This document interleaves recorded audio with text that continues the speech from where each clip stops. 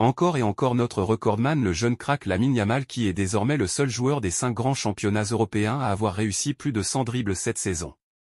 Il en totalise 130 réussis sur 237 tentés. Toujours en Liga, le Brésilien Vitor Roque, recruté pour 30 millions d'euros à l'hiver dernier, l'attaquant brésilien de 19 ans a eu du mal à s'imposer au Barça, avec seulement 16 apparitions et 2 buts.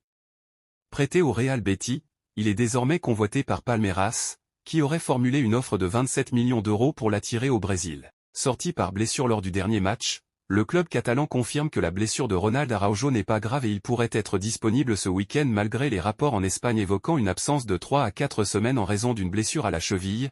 Les tests ont confirmé qu'il va bien. Un grand recrue risque de se réaliser et il s'agit de Alexander Isak qui a demandé de quitter Newcastle cet été pour rejoindre le FC Barcelone et le club va tenter le gros coup Alexander Isak lors du mercato estival prochain. Vous imaginez le trio Rafinha, Isak, Yamal, ça sera incroyable pour le club.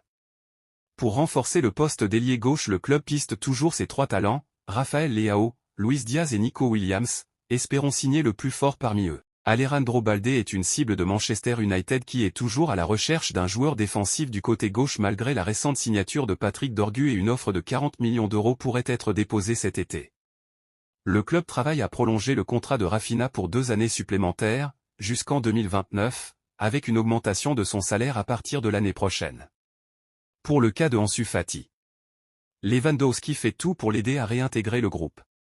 Après les séances d'entraînement, il reste pour aider Fati et faire des exercices de finition avec lui. Concernant le Spotify Camp Nou, le Barça n'envisage pas de prolonger les horaires d'ouverture et espère ouvrir le Camp Nou en mai.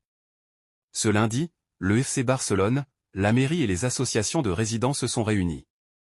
Les horaires prévus seront maintenus. Voilà pour les dernières infos sur le Barça entre rumeurs de transfert et actualité du club.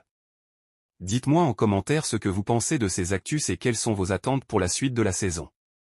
N'oubliez pas de liker, de vous abonner et d'activer la cloche pour ne rien manquer des prochaines mises à jour. À très bientôt pour une nouvelle vidéo sur le FC Barcelone.